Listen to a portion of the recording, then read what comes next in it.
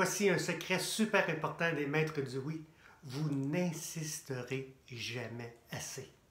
Je le répète, vous n'insisterez jamais assez.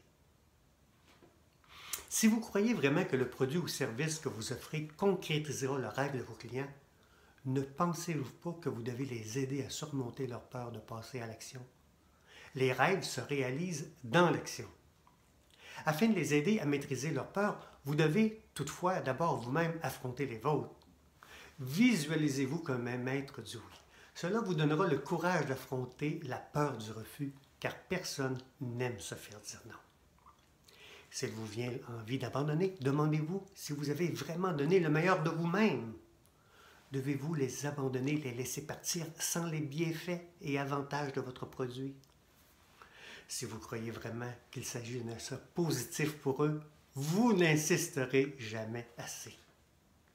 Remémorez-vous une action passée où vous aviez peur d'agir. Vous vouliez peut-être entreprendre de nouvelles études ou apprendre un instrument de musique ou encore faire une descente de ski un peu plus difficile que d'habitude.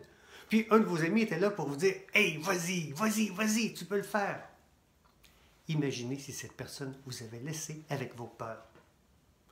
À chaque abandon, vous larguez vos clients sans amélioration dans leur vie. Que se serait-il produit si votre père vous avait abandonné dès la première chute en bicyclette?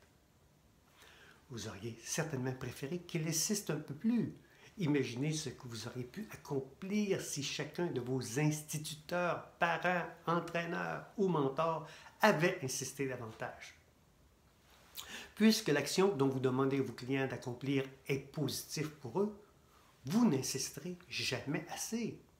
Vendre, c'est sauver le monde un cas à la fois. Vous n'insisterez jamais assez. Il n'y a pas de mal à sauver la planète. Laissez-moi vous raconter une histoire personnelle. Un jour, je travaillais dans un centre de villégiature. Je vendais de l'immobilier de vacances. Mes clients, j'ai rencontré des clients et je savais qu'ils voulaient procéder à l'achat. Je voyais leur désir dans leurs yeux, mais ils m'ont dit non. Et je l'ai laissé aller partir. Évidemment, ils ont justifié leur décision et mon immense respect de leur être humain a fait en sorte que j'ai accepté leur réponse comme un vrai non. 5 années plus tard, le même couple est revenu pour assister à une deuxième présentation. Lorsque je leur ai présenté la nouvelle liste de prix, je vis qu'il était surpris de constater la hausse du prix de la valeur de l'immobilier.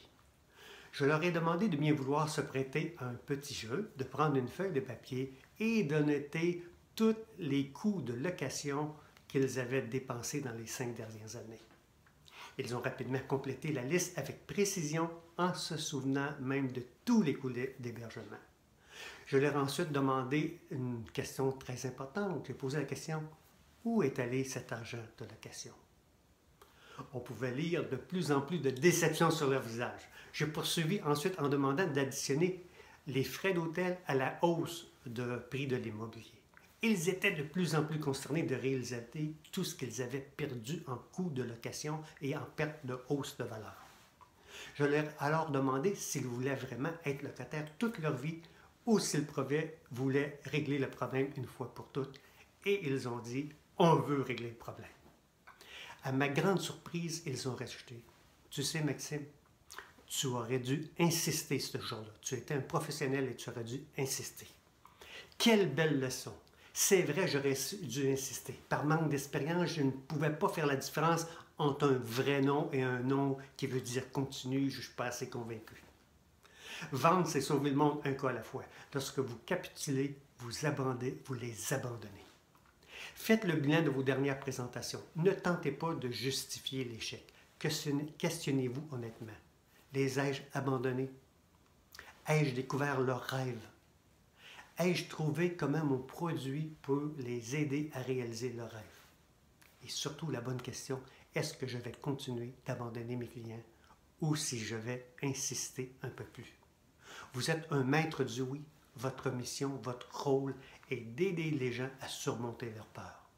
Commencez vous-même à surmonter les vôtres et une des meilleures façons de surmonter vos peurs est de demander la question souvent, d'avoir une stratégie à chaque non pour aller un petit peu plus loin, pour insister, pour que ces gens-là, lorsqu'ils retournent à la maison, ils ne retournent pas à la case départ, mais ils retournent avec un rêve réalisé grâce à vous. Vous êtes un maître du oui, ne l'oubliez pas, insistez, vous n'insisterez jamais assez. À bientôt.